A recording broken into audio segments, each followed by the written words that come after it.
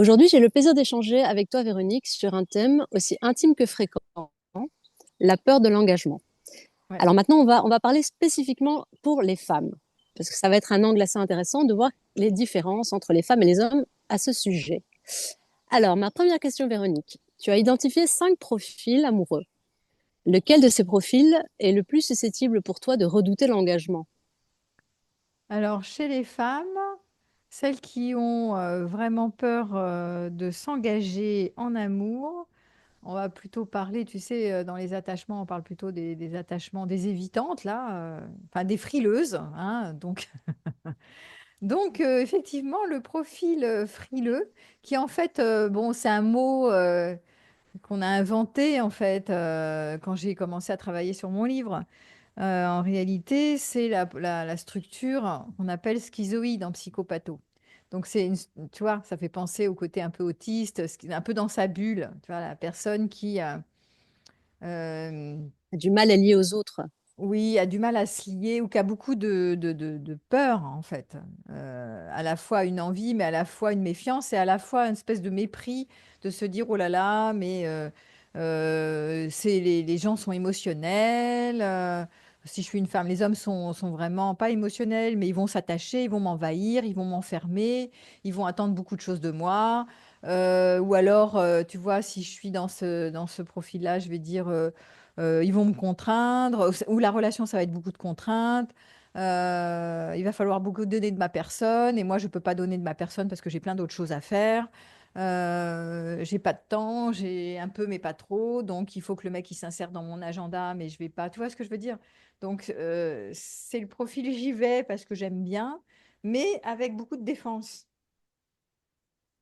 Absolument. Et est-ce que justement ce profil-là est lié au style d'attachement qu'on Oui, appelle insécure dans les oui, différents types oui, d'attachement? c'est le côté plutôt évitant, mais tu as souvent dans l'évitant l'attachement. C'est un attachement aussi insécure parce qu'il y a souvent de l'anxiété derrière. Ça, c'est une protection.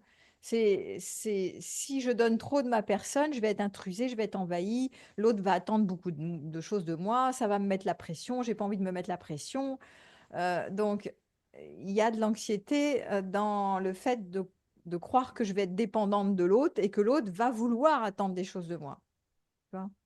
Oui, Et c'est pas juste je donne pas de ma personne, tu vois, c'est je m'auto-convainc que, que je veux pas trop donner et que ça me fera du bien parce que j'ai pas beaucoup de temps disponible ou que l'autre m'embarrasse plus qu'autre chose au bout d'un certain temps. Mais en fait, non. En fait, c'est vraiment un système de défense. C'est vraiment parce que j'ai de l'anxiété, je ne veux pas dépendre et j'ai de l'anxiété à l'idée de ne pas être à la hauteur des attentes de l'autre. Voilà, bien sûr, c'est ça. c'est ça. Et justement, toi personnellement, tu as expérimenté différentes formes de relations, du polyamour à l'exclusivité.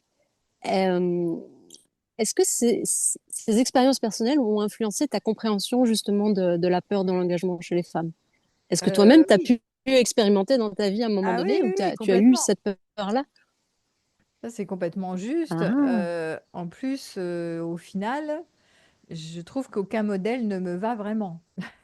Parce que quand je me promenais dans le camp des polis, enfin des modèles ouverts, où tout est possible, je trouvais que c'était tellement pas suffisamment engagé, si tu veux, que c'était tellement flottant comme contrat de couple que finalement ça m'insécurisait et ça m'insécurisait trop. Quand je faisais un couple, hein, pas quand je faisais une relation comme ça, puis comme ça. Mais quand la relation était positionnée en couple et que le partenaire était d'accord de faire couple avec moi, dans ce modèle ouvert, je trouvais beaucoup d'insécurité à gérer, beaucoup de jalousie, mais même pas que. Dans la gestion du temps, bon, je partage, ok, mais à quel moment je suis avec lui, à quel moment est-ce que je compte vraiment pas, tu vois, c'était un peu compliqué tout ça au niveau de l'insécurité. Et je trouvais que c'était excessivement flottant. Dans l'autre camp, qui est le camp réglo, exclusif, très radicalement exclusif. Donc, on n'a pas le droit de trahir, de mentir, de faire un coup de canif dans le contrat, parce que c'est grave, parce que, bon, bref. Bon, ça, c'est le camp opposé, mais à l'exact inverse, hein. Je trouvais ça trop Oui, rigide parce que qui prétend connaître le futur en disant, mais alors attends, je ne trahirai jamais, je ne mentirai jamais, donc je serai parfait. Tu vois, c'est une posture encore de perfection qui est, je peux compter sur moi, je sais que je suis très fiable, et jamais je ne fléchirai, et jamais au jamais, au grand jamais. Et moi, ces postures-là, que ce soit sur moi ou sur l'autre, j'y crois pas tant que ça. Pourquoi? Parce que je sais que nous, on est des humains un peu limités, un peu contradictoires, souvent beaucoup même, et on dit un truc et on part dans l'autre direction. Ou c'est vrai aujourd'hui et dans 3 ans, je pars ailleurs, tu vois. Donc, je ne suis pas sûre que les êtres humains soient si fiables que ça, et moi, à m'incluant dedans, parce que c'est la nature humaine de pas être parfaite, en fait. Alors, je suis pas en train de dire que tout le monde n'est pas fiable. Il y a des personnes qui sont plus ou moins fiables et plus ou moins réglo sur la règle d'exclusivité. Mais néanmoins, tu peux être vraiment sincère, exclusif aujourd'hui, et dans 3 ans, 4 ans, 10 ans, tu vois, revisiter ton point de vue, parce que tout change tout le temps. Donc, ce modèle extrêmement carré comme ça, je le trouvais... euh, enfin, en fait, ça va pas avec la relativité des valeurs, ça va avec un truc que je suis sûr et mm, mm. certain qu'aujourd'hui c'est comme ça, demain ça sera comme ça, après-demain ça sera comme ça, rien ne bougera jamais pour nous sécuriser. Et moi, j'y crois pas à ce truc-là. Donc ça ne m'allait pas non plus, enfin ça ne me va pas non plus. Et donc du coup, ben finalement, j'opte pour personnellement aucun modèle. Je ne sais pas quoi préconiser. Ce que je vous préconise, vous les femmes, c'est de trouver ce qui vous correspond aujourd'hui, au jour d'aujourd'hui. C'est marrant parce qu'on parle de ça. Et ma patiente qui était là il n'y a pas plus de 5 minutes, elle était dans ce truc. Elle était, elle, très traumatisée par quelqu'un qui était avant, pendant 15 ans, elle a vécu avec un homme qui la trompait, c'est-à-dire qui disait qu'il était exclusif, mais qu'il l'était pas. Enfin, qu'il la trompait en sous-marin. Une fois, 3 fois, que c'est un 10 fois, machin. Bon, je sais pas combien de temps elle est restée là-dedans. Donc, elle sort de là complètement abîmée. Et elle, aujourd'hui, elle a vraiment besoin d'un homme qui soit réglo, qui respecte cette règle. Tu vois? Ce Pour contrat réparer un petit peu, d'exclusivité. ouais. Voilà, elle n'a pas de marge pour fonctionner avec quelqu'un qui n'est pas réglo de chez réglo. Bon, elle est comme ça, hein. Et elle est tombée il n'y a pas longtemps sur un mec qu'elle aimait beaucoup par ailleurs, avec qui elle rigolait, elle faisait l'amour avec lui, c'était sympa, c'était super. Mais là, il était moyennement réglo. Il était, Mhm. enfin, c'était pas carré, quoi. Et elle, elle a besoin de ça. Elle peut pas faire autrement. Et comme elle a fait du déni, tu vois, c'est pour ça que je dis, moi, ce que je préconise, c'est d'être là où vous êtes, à l'endroit où vous êtes, sans jugement. Je lui dis, mais là, t'as pas de marge. Tu n'avais pas de marge avec ce nouveau mec. Tu es comme tu es, tu arrives abîmé, tu as besoin dans cette période de ta vie, à cet instant T, sans te juger, de fixer une règle d'exclusivité, et que ce soit que toi, tu te positionnes comme ça, et que l'autre, tu vérifies que se positionne comme ça de manière très claire, parce que tu ne peux pas fonctionner avec quelqu'un qui est à moitié ici ou à moitié là-bas et qui n'est pas vraiment réglo là-dessus. Parce que tu ne peux pas te l'offrir, tu n'as pas de marge. Et elle a voulu garder le bon et sans se positionner très clairement. Et elle avait plein d'indices comme quoi lui, il n'était pas si clair que ça. Au final, elle est sortie de là, qu'il est reparti avec son ex et qu'elle s'est retrouvée dans des histoires de somatisation, migraine, vertige, machin, tout ça. Elle a payé cher Oh. ce temps passé avec lui parce qu'elle était pas, elle assumait pas, elle ne se respectait pas à ce moment-là dans ce qui était non négociable pour elle, c'était une règle d'exclusivité. Donc tu vois, je pense que il n'y a pas de jugement, il n'y a pas de ça c'est bien et ça c'est pas bien, faites ci, faites pas ça. En fait, selon les périodes de votre vie, selon vos histoires d'avant, selon ce que vous êtes là où vous en êtes aujourd'hui, c'est important de s'assumer, de se connaître, de s'assumer, de se respecter dans qui on est maintenant. Et peut-être que, je lui ai dit, peut-être que dans 10 ans, dans 5 ans, bah voilà, tu seras autrement, tu seras une polyamoureuse avérée, j'en sais rien, moi, va savoir, on ne sait pas. Mais pour l'instant, c'est ce qui est. Et c'est OK d'être ce qui est. Et pas de jugement de valeur en disant, mais je suis nulle, je devrais être beaucoup plus. Qu'est-ce que c'est que d'être cocu? Elle me disait ça. Mais c'est rien, c'est pas grave. Bah, si pour toi c'est grave, c'est que c'est grave. Oui, oui, absolument. Pour continuer à comprendre un petit peu, parce qu'on va parler des solutions, et évidemment, je suis sûre que tu as plein de petites solutions ou d'approches à nous proposer. Mais pour continuer un petit peu à comprendre la problématique, ce que c'est la peur de l'engagement chez les femmes, il me semble que tu as été aussi psychologue du travail. Ouais. Est-ce que, à cette occasion-là, tu as pu relier quelque chose de l'ordre de la peur de l'engagement qui peut aussi se retrouver finalement dans notre rapport au travail ou quelque chose qui se lie entre ce qu'on est finalement au travail et ce qu'on est dans nos relations amoureuses. Ça Et peut. est-ce que, ou c'est des peurs de l'engagement qui n'ont rien à voir finalement? Ça peut, on peut faire des croisements. En général, les gens qui sont engagés, enfin, tu vois, tu as les persévérants. Donc, je tiens un objectif, je lâche pas, je suis tenace, je suis têtue, je veux aller là et je vais là et je fais pas, je suis disciplinée, je veux ce truc, je veux ce truc. Donc, tu as des profils de personnalité comme ça, avec bon. Et puis, tu en as d'autres qui vont être plus, moins persévérants, mais pourquoi? Et donc, ça serait plus j'y vais, j'y vais, mais avec de la méfiance, avec des doutes, des craintes sur soi. Tu vois, la peur de l'engagement, c'est que ce soit au boulot, hein. Je crains de ne pas être à la hauteur ou de me tromper d'objectif, de métier, de mission, ou je crains que les autres, là, c'est en relation amoureuse, que l'autre, le partenaire, ne soit pas à la hauteur, ou que l'environnement de travail ne me corresponde pas, ou que le management ne me corresponde pas, tu vois. C'est soit je crains, j'ai des doutes que moi, c'est pas mon chemin, ou moi, je suis pas assez, ou les autres sont pas assez. Donc, ça peut être aussi parfois quelque chose que je sens que je ne me connais pas assez, et je ne sais pas assez ce qui va être bon pour moi. Donc, ça peut être, mais c'est important hein, de faire aussi la part des biais cognitifs. Tu vois, moi, je travaille beaucoup sur les biais cognitifs en ce moment. Et tu peux avoir des biais du style, mais moi, je ne serai pas à la hauteur. Euh, Par exemple, sur la peur de l'engagement amoureux chez les femmes, ça peut être, oh là là, mais moi j'ai trop souffert, mais moi je suis pas capable de m'investir plus que ça. En tout cas, pas dans un couple où on est dans la même maison, tu vois.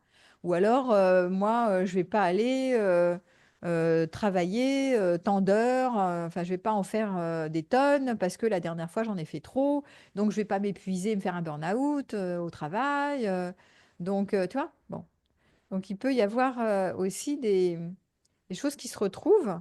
Tu vois, on peut croiser la vie au travail et dans comment je me construis de l'intérieur. Une part de moi se dit pourquoi pas s'engager, c'est-à-dire aller vers, et une autre part qui se dit oui, mais attends, méfie-toi, peut-être que tu es pas assez à la hauteur et peut-être que les autres le seront pas. Enfin, c'est des problèmes de confiance, hein. Je ne me fais pas assez confiance ou je ne fais pas assez confiance dans les autres ou dans l'environnement, dans la situation, etc. Et donc, ça dépend des gens. Il y a des gens qui partent comme ça. Allez, on y va, on y croit, on retrousse ses manches. Qui vivra verra. Et c'est des gens qui font plus confiance en la vie parce qu'ils se disent, ils ont plus confiance en eux. Ils se disent, bon, bah écoute, si un obstacle arrive sur ma route, bon, évidemment, si je engagement professionnel, je vais dans cette direction, je change de métier, mais finalement, je ne sais pas trop où je vais puisque c'est nouveau, mais je ne me mets pas en danger financier, par exemple, tu vois. Oui, Je salue que quand même, bon, j'y vais, mais voilà, il y a quand même un terrain où de je vais me sécurité, protéger du me burn-out et je vais pas protège aller du jusqu'au burn-out. burn-out. Voilà, du Ouais. burn-out ou de la sécurité financière. Enfin, je ne me mets pas dans un truc où je vais faire exploser les plafonds. Mais j'y vais quand même, je prends le chemin de la nouveauté. Parce que je me fais confiance que sur le chemin, s'il y a quelque chose qui apparaît et qui fait que c'est compliqué pour moi et que ça ne me correspond pas, eh ben, soit je stopperai, soit je contournerai l'obstacle, soit je négocierai ou je ferai autre chose. Tu vois, je me fais confiance. Donc, il y a une histoire de confiance en soi et de confiance en la vie aussi quand tu prends tu vois, une nouvelle direction. Pareil dans les relations amoureuses. Ah bon, ok, j'étais vachement abîmée par la dernière relation. Mais ok, si j'ai très peur de l'engagement, enfin, j'ai peur de m'abîmer à nouveau, souvent, parce que j'ai eu mal avant et j'anticipe que je ne vais pas me faire confiance, que s'il y a un obstacle de nouveau, je ne saurais pas contourner ou négocier ou stopper, ou tu vois. C'est le même Oui, truc en fait, hein. absolument.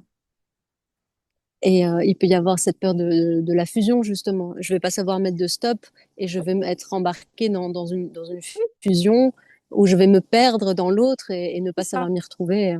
Surtout quand ça a déjà été vécu, que ce qui est le terreau de la fusion, c'est le terreau de l'idéal du prince charmant, là, l'idéal romantique.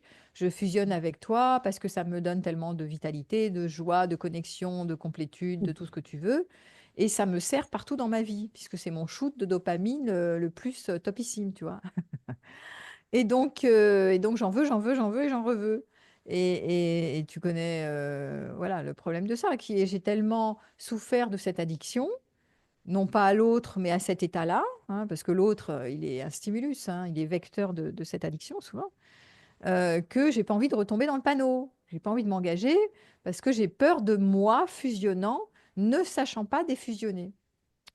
Et ce qui est important, je le disais hier dans une conférence sur après la rupture, que faire. J'ai dit comme ça, ce qui est important à apprendre quand on a été dans des addictions comme ça à la fusion et qu'on a ce schéma fusionnel et cet idéal du prince charmant et qu'on aime ça, parce qu'il y a un goût spécial à la fusion quand même. Et c'est quand même fort sympathique. C'est comme quand tu te manges le meilleur gâteau au chocolat de la pâtisserie. Tu te dis, moi, après, j'ai plus envie de retourner à la petite brioche qui ressemble à rien, tu vois. Et donc, Je veux de l'intensité. bah oui, puis c'est vraiment le meilleur goût, quoi. Donc tu te dis, puis après, tu avec cette personne-là, ça a ce goût-là. C'est pas la petite brioche, voilà, que tout le commune, que tout le monde achète. C'est ce gâteau spécial et unique que tu trouves dans cette pâtisserie-là, tu vois. On peut faire l'analogie, mais c'est exactement ça. Donc quand tu te connais et que tu sais que tu as ce goût à la fusion qui peut provoquer une addiction à l'autre et une addiction à cet espace-là, à cette saveur-là, bah, tu apprends, alors, chose que j'ai appris à faire pour moi-même, hein, donc je diffuse, à fusionner, défusionner. C'est-à-dire que tu profites quand Mm, c'est là. Il ne s'agit pas d'arrêter de s'engager, et ce pour toujours, en mode frileux. Bon, alors, moi j'y vais, mais j'y vais pas, mais j'y vais plus, tu vois. Mais non, quand c'est là et que tu connectes avec quelqu'un de spécial et d'unique qui match avec toi, bah, tu profites de la séquence, mais pour autant, la diffusion, c'est tu mets pas ça au centre. C'est pas parce que tu manges le gâteau préféré et que ça a bon goût que tu n'as pas d'autres sources de dopamine qui sont différentes et que des fois même tu peux manquer. C'est pas grave, la pâtisserie est fermée, elle est fermée parce que c'est le 1er mai, le 8 mai, le machin, et tu fais pas une maladie. En fait, tu dis bon bah c'est fermé, c'est fermé. mm, Et ben j'en mange pas. Eh ben, c'est pas grave. Donc sortir de l'addiction, c'est accepter qu'il n'y a pas toujours le mets délicieux sur la table et que même si c'est très bon, ben, c'est précieux quand tu l'as, t'en profites pleinement, mais c'est pas fait pour être là tout le temps. Et c'est pas grave, parce que le problème de la fusion, c'est que tu crois que tu pourrais l'avoir tout le temps. Et il faut aussi expliquer un truc au niveau physiologique, c'est que ce circuit de la dopamine qui est lié aux addictions, qui est vraiment lié à la fusion, hein, qui est je me fais mon shoot à la dopamine et à toutes ces hormones, des endorphines, ocytocine, etc., mais surtout la dopamine, qui est le circuit du striatum, et ben, en fait, le truc, c'est que il lui faut à ce striatum toujours plus, c'est-à-dire ça se stabilise pas. C'est quand tu l'as, tu le goûtes, tu manges ce super gâteau au chocolat machin. Une fois que tu l'as goûté, non seulement tu vas y retourner, mais quand ça se stabilise, si tu peux le manger tous les jours, et ben non, ça marche plus. C'est-à-dire le striatum, il a plus sa dope. Donc, il veut toujours plus et toujours plus fort. D'où la nouveauté, d'où une autre pâtisserie qui va vendre encore la meilleure tarte au chocolat, ou la tarte au chocolat t'échappe parce qu'elle est fermée et que tu te dis, mais non, je veux pas qu'elle m'échappe, moi je veux celle-là et pas une autre. Et donc là, tu veux cette tarte et tu veux que ça s'ouvre, cette pâtisserie, etc. Tu vois, donc ton striatum, il te leurre parce qu'il veut toujours plus fort et il supporte pas la stabilité. mm. Et donc, c'est important de savoir C'est que on assez est vicieux, fabriqué ouais. pour, euh, pour vouloir toujours mieux, toujours plus et toujours plus fort et toujours plus neuf pour que ce circuit de la récompense de la dopamine soit opérant. Et on ne fait pas exprès puisque c'est inscrit comme ça dans notre physiologie et on n'a pas de marge tellement là-dessus. Tu vois? Bon, c'est pas nous qui choisissons, ça fonctionne comme ça, malgré nous. On n'a pas tellement la main là-dessus, on peut juste avoir les informations sur ce fonctionnement et se dire peut-être que je peux fusionner, défusionner, euh, ou savoir que je vais manquer et gérer la frustration. Apprendre à faire avec la frustration, que c'est mieux que de se perdre dans la relation en se disant, moi je veux toujours ce gâteau et c'est celui-là et c'est celui-là et je le veux tout le temps et je le veux encore plus et je veux en remanger parce que dans les histoires, tu sais, tu sais, dans les trucs de laboratoire avec les rats, à un moment donné, ils finissent par mourir à force d'appuyer sur le sur le bouton de Bouton stimuli. qui file des électrons avec des électrochocs, c'est malsain comme tout, hein, voilà.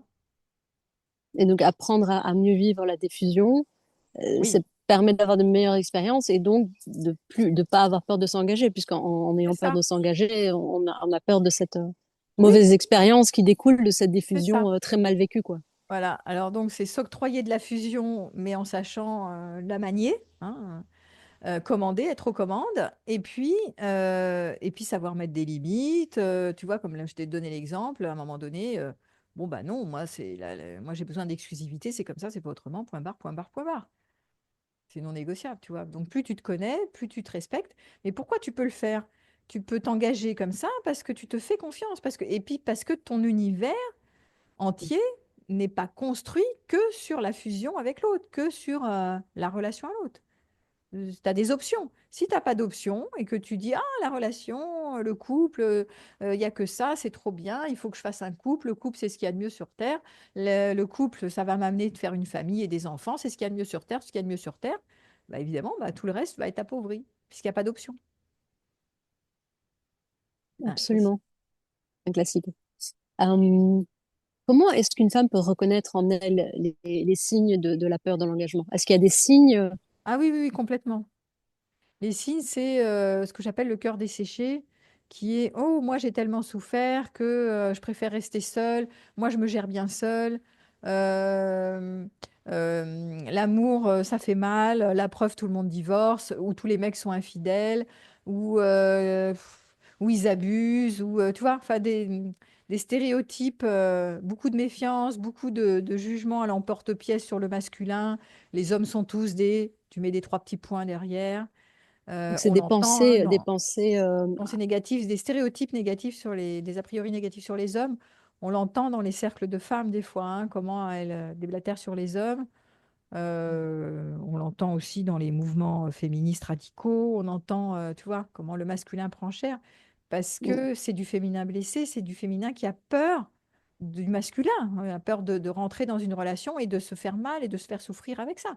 Donc on peut comprendre qu'il y a une partie qui veut pas s'abîmer.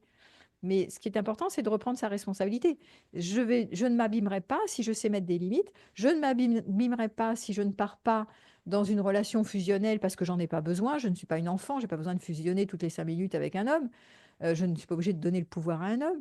Je me respecte. J'ai d'autres options. Donc, tu vois, à un moment donné, cette histoire du prince charmant s'arrête. Donc, je peux m'engager à l'endroit où, où je suis plus lucide, où j'ai plus de discernement, où j'attends pas tout du couple.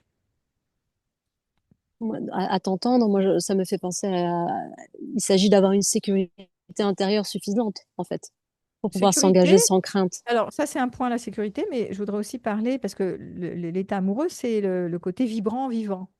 Vivant, vivencia, tu vois, la joie, la connexion qui me rend vivant. Les amants, je me prends des amants parce que je vis là-bas et avec mon mari, je vis pas. Donc, et mes gosses. Et donc, c'est intéressant de voir comment je me rends vivante. Il y a pas, il y a la sécurité, c'est un point, mais il y a aussi s'animer. Comment je me rends vibrant, vivante, sachant que tu peux pas toute la journée être vivante et vibrante du matin au soir. Ton shoot de dopamine, tu vas pas l'avoir du matin au soir, que tu sois en couple ou pas en couple. Ça n'existe nulle part.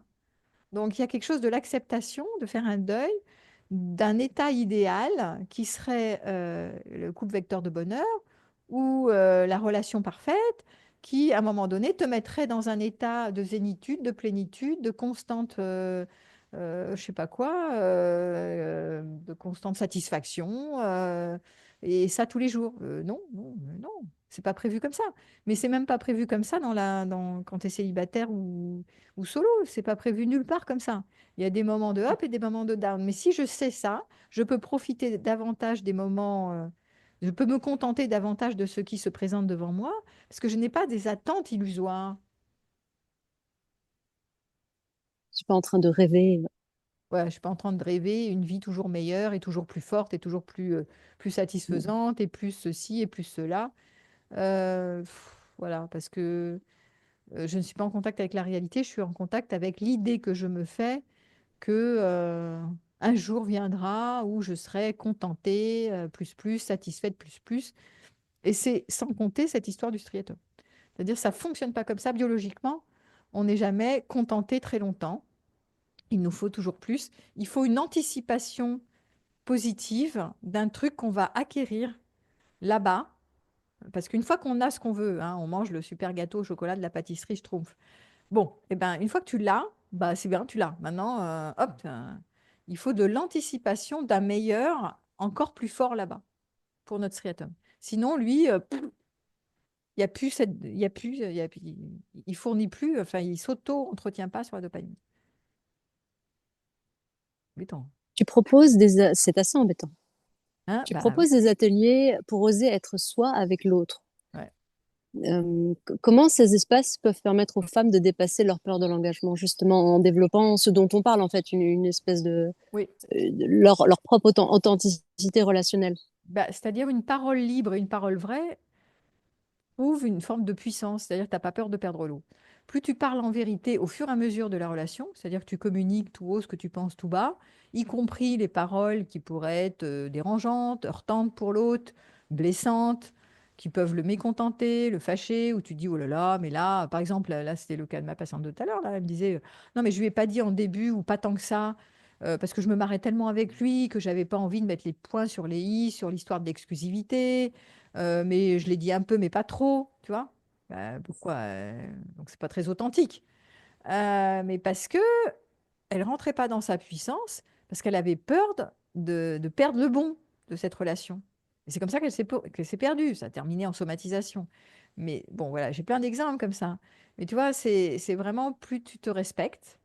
euh, donc plus tu sais être authentique, c'est-à-dire t'aligner sur qui tu es au fur et à mesure, moins tu te perds et plus tu gagnes en fusion-diffusion, en fait, hein. Plus tu gagnes des relations qui sont riches. Et en plus de ça, en étant plus authentique, tu autorises l'autre à faire comme toi. C'est-à-dire que comme tu poses des questions, tu dis, ah bah moi, par exemple, moi, l'exclusivité, en ce moment, c'est vachement important, vu ce qui s'est passé avant.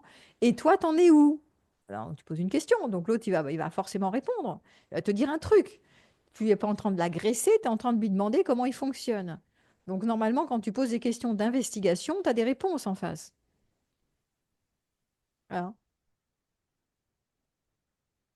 Euh, Est-ce que de créer des espaces non fusionnels dans le couple peuvent aider justement les femmes à apaiser la peur de l'engagement en apprenant, mais en étant en couple, en apprenant à faire cette danse de la Oui, fusion et de la diffusion? mais complètement. C'est-à-dire déjà voir des expériences passées où elles se seraient appauvries, c'est-à-dire qu'elles ont tellement priorisé, parce que souvent les nanas, elles adorent le prince charmant, donc quand il arrive, elle priorise la relation. C'est-à-dire, ah, mais c'est pas grave si ce soir j'avais prévu de voir des copines, mais comme oh, j'ai trop envie de le voir, je vais quand même faire des kilomètres, c'est pas grave, juste de dormir avec lui, c'est trop génial. Donc je fais, après mon boulot de 10 heures, je vais quand même pas voir les copines, même si ça aurait pu me ressourcer, mais je vais prioriser la relation. Tant pis, même si on fait pas l'amour, c'est pas grave. C'était une de mes autres patientes hier qui me disait ça. Mais je fais quand même, donc je fais des tonnes de trucs. Et donc, qu'est-ce que je fais? Mon univers amical ou mes loisirs, mon cours de théâtre, tout ça, je le fais péter. Une fois, pas qu'une fois. Si c'est qu'une fois, ça va de temps en temps. Mais si c'est une fois, deux fois, trois fois, voire systématiquement, parce que oh, je suis tellement accro, c'est tellement bien ce qu'on vit ensemble, c'est tellement génial, c'est tellement mieux que tout le reste, que du coup, j'appauvris mon univers sans forcément m'en rendre compte. Donc après, je sors de là, j'ai pas forcément beaucoup d'amis, hein, puisque je fais tout, après je fais tout avec lui, je le priorise, je fais des efforts. Et après, je suis encore plus déçue si la relation s'interrompt, parce que j'ai tout misé sur le cheval. Donc, tu vois le truc. Donc, tu as moins peur de t'engager quand effectivement, tu ne t'es pas appauvri dans ton propre univers et puis, si tu donnes pas toutes les commandes à l'autre. Et Nana, elle me dit souvent, il m'a mis sous l'emprise, il m'a isolé, il m'a mis... Mais non, mais tu as bien voulu t'isoler, t'as pas forcé. Donc, tu t'es isolé parce que tu as priorisé ce lien qui te semblait si génialissime. Donc, tu n'as évidemment pas appris à fusionner, défusionner, tu as fusionné de chez fusionner. Et tu t'es mise dans une espèce d'expérience, tu vois, où tu étais dans l'œuf, quoi. Mais on n'est pas fait pour être dans l'œuf, puisque quand tu es dans l'œuf, tu repars dans la matrice. On est fait pour s'individuer. Plus on avance en âge, plus on doit s'autonomiser, s'individuer. Pas fait pour retourner dans le cocon, si tu veux, tu vois.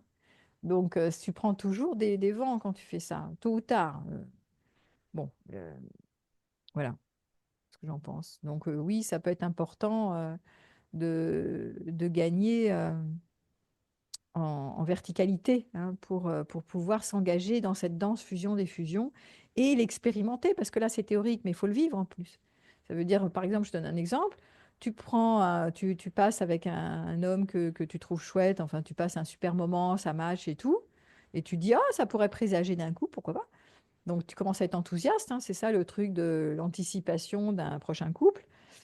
Pourquoi pas? Et en même temps, défusionner, ça veut dire, mais je vais pas, tu vois, si j'ai des plans de sortie avec les amis, si j'ai des plans de rando, de je sais pas quoi, je garde ça aussi. Je me vois partir en mode fusion, mais voilà, dès que je l'ai quitté, je tourne mes talons, je retourne à mes passions et j'ai intérêt à avoir des passions dans la vie, hein. Parce que si j'ai aucune passion, il n'y a que le mec qui me rend la vie passionnante, c'est problématique quand même, hein. Juste pour te dire, ça veut dire que j'attendais mon sauveur et mon prince charmant, parce que sinon, ma vie toute seule, pas trop me rendre la vie génialissime, tu vois. Ça, c'est problématique. Tu as inventé le concept d'exclusivité nuancée. Donc, Ah est-ce oui. que l'exclusivité nuancée peut aider une femme à surmonter sa peur? Bah oui, c'est marrant parce qu'on en parlait tout à l'heure quand je te disais que moi, il n'y avait rien qui m'allait dans les modèles amoureux au final. Et j'avais pondu ça à une époque, je me rappelais même plus. J'avais pondu l'exclusivité nuancée avec des amis comme ça. Il faudrait sortir un nouveau truc, un nouveau modèle. Donc c'est un entre-deux, tu vois, c'est l'idée, ben, pourquoi pas quelque chose qui sécurise la relation parce que quand même, on est quand même, conçu pour de la stabilité. Parce que si ça part trop dans tous les sens, ça défie les lois de l'attachement et ça te met beaucoup de tension et d'incertitude et du coup, tu commences à flipper, à mal dormir, à te poser 50 000 questions. Tu n'es pas très détendu dans la relation s'il y a trop d'incertitude. Donc, il y a quand même à voir ces besoins de sécurité, de stabilité. Donc, comment tu négocies avec le partenaire sur une forme quand même de stabilité qui te correspond, tout en ouvrant les possibles en mode, tu vois, oui, alors nuancé dans le sens que bah il y a peut-être des moments, tu vois, qu'est-ce qui est négociable?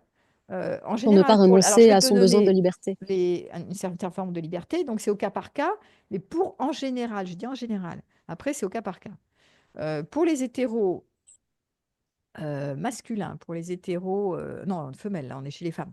Pour les, les hétéros femmes, ce qui est beaucoup plus acceptable, c'est que l'homme avec qui elles ont une relation plutôt engagée ou stable, qui mène, qu'il ait des amis, et pour la plupart, hein, je ne dis pas toutes, hein, des amis femmes, mais sur lequel il n'y aura pas plus qu'un plan cul d'un soir qu'elles ne sont pas vraiment au courant, tu vois. Ça, c'est le coup de canif dans le contrat qui est acceptable Mm. parce qu'il n'y a pas d'investissement émotionnel. Pour les femmes, le pire, c'est l'investissement émotionnel. C'est si Mm. ça dure et que en plus, ils se revoient et qu'il y a une complicité et qu'il y a un état amoureux et que, alors là, ça, c'est pas possible pour les femmes hétéros. On n'est pas dans le milieu LGBTQ, on change complètement de paradigme. Mais je dis en général. Après, c'est au cas par cas. Tu vois, sur ma patiente de tout à l'heure, c'était niette de chez niette, il n'y a pas de coup de contrat dans le canif possible et imaginable. Mais peu importe. À la limite, moi, ce que je parlais d'une exclusivité, c'est une nuancée, c'était celles qui se retrouvent comme moi, qui disent oui, je veux bien m'engager, mais pas avec des trucs complètement rigides parce que ça pourrait vraiment m'enfermer. Puis je ne suis pas sûre que je puisse tenir des contrats rigides comme ça. Et donc, voilà, des choses qui ne freinent pas la stabilité. C'est-à-dire, j'ai besoin de stabilité quand même. Éventuellement, si voilà, tu as un plan ben, vileux, je ne suis pas obligée d'être au courant. Moi, je reviens tu sais, du dogmatisme de l'authenticité où il faut tout dire tout le temps parce que il va me le dire et après, oui, alors comment ça vient? Ah oui, mais il va la revoir et peut-être qu'elle est mieux que moi parce qu'on ne peut pas s'en empêcher hein, de se comparer, de se dire ah oui, mais elle est mieux que moi, il va vouloir la revoir et tout ça. Donc, alors, franchement, j'ai pas envie de patauger dans la semoule parce que moi, j'ai mieux à faire de ma vie, j'ai des choses plus intéressantes que ça. Donc, j'ai pas envie de m'exposer à des trucs qui servent à rien. Donc, pour moi, je parle pour moi, ça, c'est gérable, tu vois. Mais c'est pas non plus du polyamour en mode, tu vois, on se met au courant de tout. Il y a et un week-end, je suis avec toi et le week-end d'après, je suis avec l'autre. Et c'est OK qu'il y ait un suivi amoureux à côté. Enfin, c'est encore différent. Mm, Là, c'est beaucoup plus light, là. Mais mm, chacun mm, doit voir en fonction de là où il en est, à l'époque où il en est, de ses besoins, de son histoire d'avant, tu vois. Il n'y a pas de règles, en fait. Chaque couple et chaque histoire doit être inventée avec ses règles et ses modalités de fonctionnement, parce qu'il faut que ce soit gérable. Il faut que cette sécurité, elle soit suffisante pour chacun. Et moi, l'exclusivité nuancée, en tout cas pour moi, ça me correspond assez bien dans cette période de ma vie. Parce que j'ai pas trouvé, je suis pas dans le camp de, t'as vu, j'arrive pas à me mettre dans le camp de l'un et pas dans le camp de l'autre. Donc moi, sinon, je fais rien du tout, quoi. Je sors du terrain et, et je regarde les autres jouer. Et je dis, bon, bon, bah, moi, c'est bon, je suis nulle part, je peux me mettre nulle part. C'est pour ça que j'avais inventé cette histoire d'exclusivité nuancée, histoire de me remettre un peu sur le terrain. Voilà, ça c'est pour ma part, mais ça fait réfléchir. En tout cas, mes propositions, c'est de faire réfléchir sur les modèles, sur là où on en est, qu'est-ce qui nous correspond, qu'est-ce qui ne nous correspond pas, qu'est-ce qui est acceptable et qu'est-ce qui est négociable et qu'est-ce qui ne l'est pas, là où je vais pas trop souffrir, où ça reste gérable pour moi. On n'a pas besoin de souffrir en relation. Et ça sert à quoi? Autant sortir du terrain et faire autre chose de ta vie, tu vois. Ça n'a aucun intérêt pour moi. Et on va jouer avec d'autres jouets, ça ira tout de suite très bien. Ou avec ses jouets. Mais on n'a pas besoin de se faire souffrir à plus de... Je crois que j'avais vu la règle des 20-80. Il faut qu'il y ait 20% de galère, enfin de pas bon, et le reste, ça doit être bon. Sinon, non, mais tu vas pas te faire... mm. ça te sert à quoi, là, d'être en relation? Ça sert à rien du tout, là. Enfin, pour moi, je le vois comme ça. En tout cas, aujourd'hui, je ne cours plus derrière un couple à tout prix parce qu'il faut faire couple, parce que je sais pas quoi. J'ai aussi fait des enfants. Mais même, je pense que même quand si j'avais réfléchi comme ça, tu vois, avec cette... Il n'y a pas besoin de faire couple à tout prix. En tout cas, pas avec un niveau de souffrance élevé. Ouais, voilà. C'est ce que je veux dire. Après, à partir de cet endroit-là, tu peux t'engager parce que t'as des appuis internes. Donc, c'est en toi que tu fais confiance, c'est pas en l'autre, hein. Véronique, merci beaucoup. J'espère Tant pis. que cette vidéo vous a plu autant qu'elle m'aura plu. Je te propose de reparler, de continuer à parler de cette peur de l'engagement, mais spécifiquement chez les hommes, Oui. donc dans une autre vidéo. Donc, je vous invite à vous abonner à la chaîne de Véronique pour justement suivre toutes ces informations et ces expériences extrêmement précieuses que tu nous partages. Eh ben, merci Iris pour cette interview. À À tout très bientôt. bientôt. Au revoir, Véronique.